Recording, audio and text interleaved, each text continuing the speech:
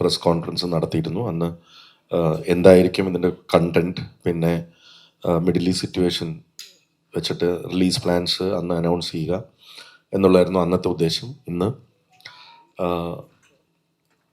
മെയിനായിട്ട് ഓൺലൈൻ മീഡിയയ്ക്കും എല്ലാ മീഡിയയ്ക്കും ഒരു നന്ദി പറയുക എന്നുള്ള ഉദ്ദേശത്തോടു കൂടിയാണ് ഈ പ്രസ് കോൺഫറൻസ്. കാരണം മലയാള സിനിമാ ചരിത്രത്തിലെ എക്കാലത്തെയും വലിയ രണ്ടാമത്തെ വീക്കെൻഡ് ബോക്സ് ഓഫീസ് കളക്ഷൻ 87 കോടി രൂപ വേൾഡ് വൈഡ് ഗ്രോസ് ആണ് ആട് എന്ന സിനിമ നേടിയിരിക്കുന്നത്.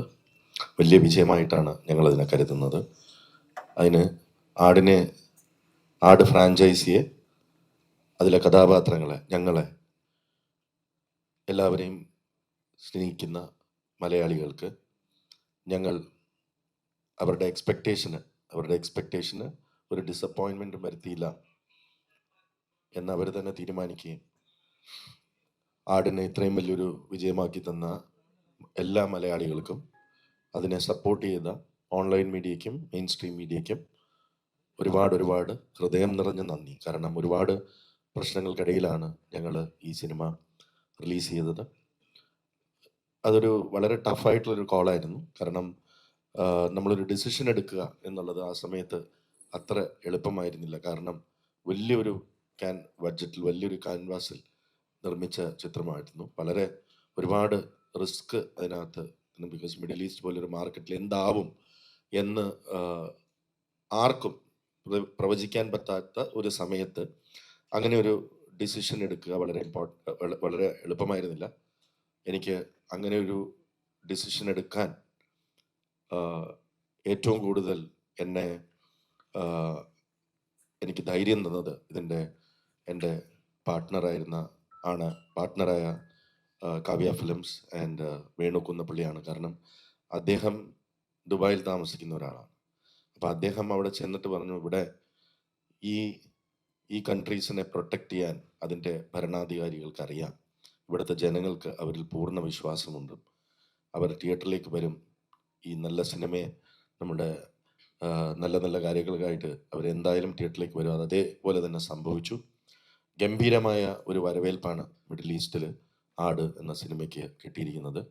4 ലക്ഷത്തോളം ജനങ്ങളാണ് മിഡിൽ ഈസ്റ്റിൽ മാത്രം കഴിഞ്ഞ 4 ദിവസം ആട് സിനിമ തിയേറ്ററിൽ പോയി കണ്ടത്.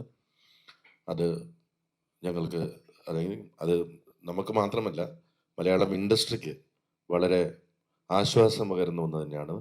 ഞങ്ങൾ റിലീസ് ചെയ്തതോടുകൂടി മറ്റുള്ള ഏറ്റവും വലിയൊരു കാര്യം സംഭവിച്ചത് തിയേറ്റർ ഇൻഡസ്ട്രിക്ക് വളരെ ഒരു വലിയ ആശ്വാസമാണ്.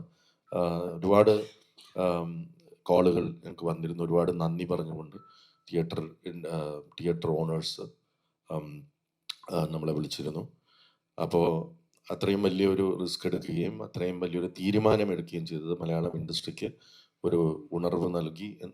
അങ്ങനെ ഞങ്ങൾക്ക് കിട്ടിയ ഒരുപാട് കോൾസിൽ ഒരുപാട് നന്ദി പറഞ്ഞിരുന്നു. അതിനും ഞങ്ങൾ ഹാപ്പിയാണ്.